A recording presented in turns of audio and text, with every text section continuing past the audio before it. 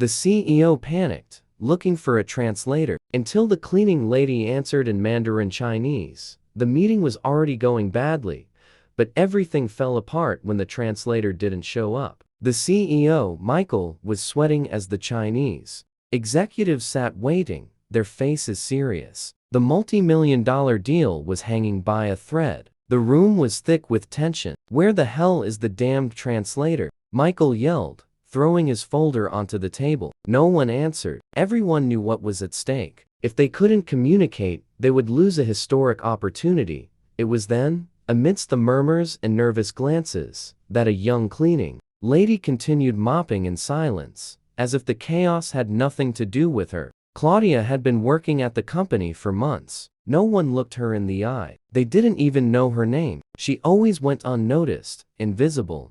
But that day, something kept her alert. She listened intently as she cleaned near the door.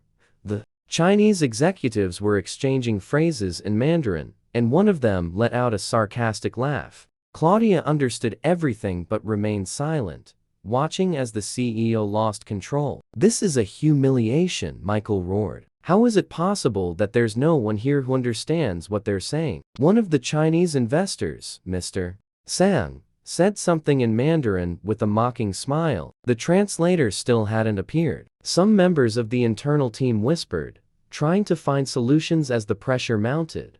Claudia moved a little closer, pretending to wipe the edge of the table. She heard him clearly. Sang was saying that the Americans were useless, that they hadn't even prepared to negotiate with China. Claudia pressed her lips together, furious not for herself, but for everyone's dignity. An assistant suggested using a translation app, but that only made the situation worse. "This is a circus," Michael yelled. And just then, Sang delivered an even crueler line. "We could take over the whole deal by paying them half. They have no idea what we're saying."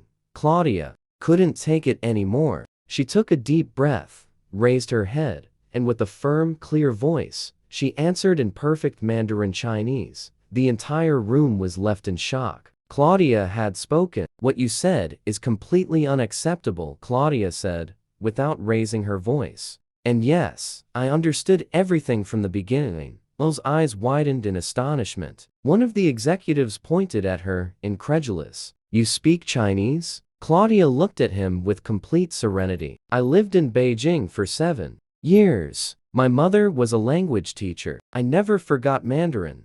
No one could believe it. Some stood up from their seats. Others were simply frozen. The woman who had always been invisible was now the center of attention. An assistant let out a nervous laugh, but was immediately silenced by Michael's piercing glare. The CEO slowly approached Claudia, still in shock. "Why didn't you ever say anything?" he asked, a mix of surprise and shame in his voice. "Because you never asked. Because you never looked at me as someone who could contribute anything."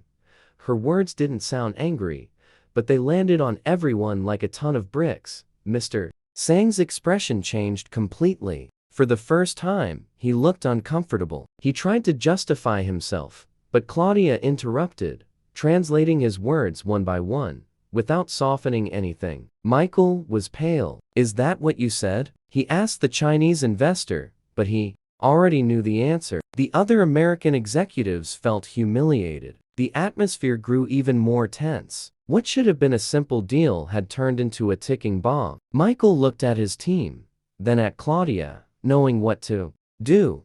"Could you translate for us?" he asked, almost begging. Claudia thought for a few seconds. She was no longer the ignored woman from an hour ago. There was dignity in her silence. But before answering, she looked at the other executives, the same ones who never greeted her. The same ones who now desperately needed her. And just when everyone thought Claudia would answer, her phone rang. She answered, speaking in Mandarin. One of the Chinese investors smiled discreetly upon hearing her. Then Claudia walked calmly toward the back of the room, as everyone followed her with their eyes. Michael whispered, bewildered, "What's happening?" But Claudia didn't answer. She hung up the phone and said firmly, "That was the regional vice president. He wants to speak with you and with me now." The room was completely frozen. Michael felt everything slipping through his fingers. Not only had they lost the trust of the Chinese investors, But now, his authority was also being threatened by a woman who, until a few minutes ago, was simply the cleaning lady to everyone. The air in the room was so dense it was hard to breathe. Claudia remained silent, standing by the large window, while everyone watched her with a mixture of bewilderment and shame. One of the executives tried to smooth things over, saying it had all been a simple cultural misunderstanding, but Claudia slowly raised her gaze and responded coldly. Misunderstandings don't last for several minutes, nor do they involve laughing in your face while calling you useless. Michael, desperate, tried to regain control. Claudia, please, I need you to sit down. We urgently need your help to save this deal. She looked at him seriously. Now, you need my voice. Now, you believe I have something to contribute. The silence was absolute. Mr. Sang couldn't hide his discomfort. I owe you nothing, Claudia continued firmly. I'm not paid for this. I'm paid to clean up the crumbs you leave behind after you ruin meetings. One of the local investors muttered in resignation. This is a disaster. And it was. The company's image was in tatters, but Claudia's dignity, on the other hand, grew with every word. The regional vice president arrived shortly after, a tall man with an imposing presence and a deep voice. Upon entering, he asked directly, "Who is the person that translated what Sang said?" Claudia raised her hand. Calmly, the vice president scanned the room with a hard stare. Can someone explain to me how it's possible that, with the team full of professionals, no one detected or prevented this humiliation? No one answered. The silence was total. The vice president looked at Claudia and asked her in a low voice, "Do you want to stay?" Claudia hesitated for a moment, not out of fear, but out of dignity. She thought about it calmly, then nodded. Yes, but not under their conditions. The vice president nodded respectfully and turned to Michael. From this moment on, she will lead this part of the negotiation. If anyone has a problem with that, you are free to leave the room. And you, Michael, should learn to look beyond the suit and tie. It was like a public slap in the face. Michael stepped back, stunned. Some of his colleagues looked down, unable to bear the weight of their shame. Claudia, with a confident stride, walked to the head of the table. She was still wearing her yellow gloves. She didn't need them, but she didn't take them off. It was her way of reminding them who it was they had ignored. She sat down calmly and began to speak in perfect Mandarin Chinese. This time, she wasn't just translating. She was now correcting, clarifying, and precisely dismantling every tactic Sang had used to manipulate the deal. The Chinese businessman, trapped by his own arrogance, tried to deny what he had said, but Claudia had proof. She took out her phone, played the audio, and said firmly, "This is exactly what you said."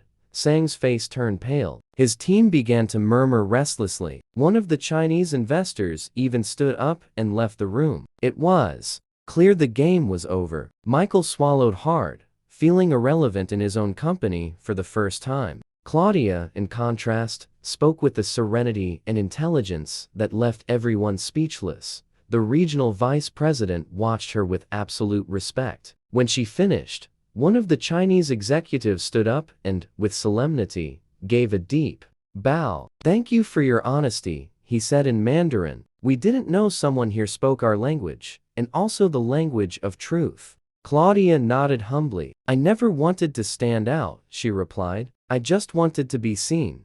The deal was finally signed, but with new, much fairer conditions. The regional vice president took the opportunity to announce an immediate restructuring of the company. Michael was temporarily removed from his position. The reason: lack of leadership, failure to be inclusive, and a loss of trust.